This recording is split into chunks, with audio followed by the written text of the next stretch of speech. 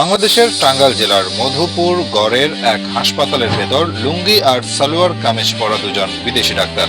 তারা আর কেউ নন, আমেরিকার ডাক্তার জেসন ও তার স্ত্রী ডাক্তার মেরিন্ডি, যাদের জীবনের রুটিন হতে পারত বিলাসী শহরের চৌচালা বাড়ি, ঝকঝকে হাসপাতাল, লাখ ডলারের ক্লিনিক কিংবা বিদেশি নাগরিকদের জন্য উন্নত চিকিৎসা ব্যবস্থা। কিন্তু না, তারা বেছে নিয়েছেন টাঙ্গাইলের টিনের ঘর, যেখানে বৃষ্টি হলে টুপটাপ শব্দ হয়, বিদ্যুৎ গেলে কুপির আলোয় চলে রাত, আর রোগীদের দলে হাসপাতালে থাকে গ্রামের দরিদ্র শিশুরা, গর্ভবতী নারী কিংবা বৃদ্ধ কৃষক।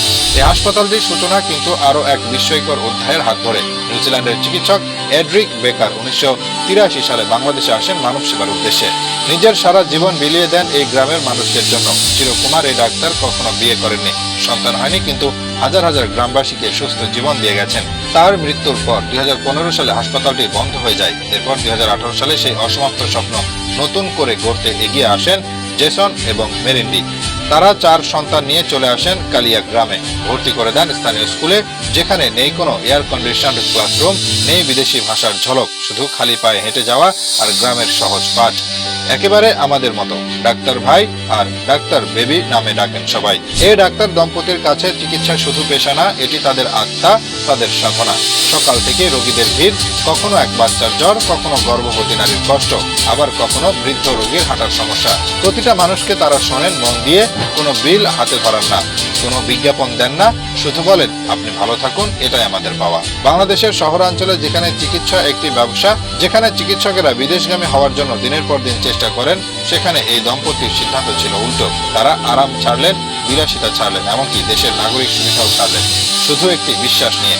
মানুষের জন্য কাজ করতে হলে রাজপ্রাসাদ লাগে না, লাগে হৃদয়ের একটা জায়গা।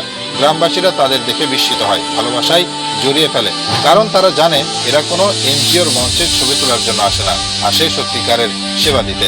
জেসন প্রথম যখন এসেছিলেন 2015 সালে, তখন স্ত্রীর অনুমতি ছাড়াই এসেছিলেন হাসপাতাল পরিদর্শনে। কিন্তু ফিরে গিয়ে তিনি বুঝতে পেরেছিলেন এই দেশের মানুষের জন্য কিছু না করলে তার জীবন অপূর্ণ থাকবে। তাই পুরো পরিবার নিয়ে ফিরে এসেছিলেন।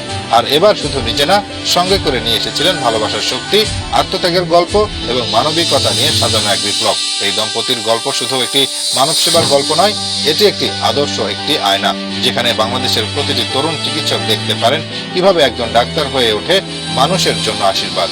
এরা প্রমাণ করে দিয়েছেন আমেরিকার নাগরিক হয়েও কেউ হতে পারেন বাংলাদেশের প্রকৃত সন্তান। আর এই সন্তানরা যখন মানুষের পাশে দাঁড়ায়, তখন তাদের পরিচয় লাগে না।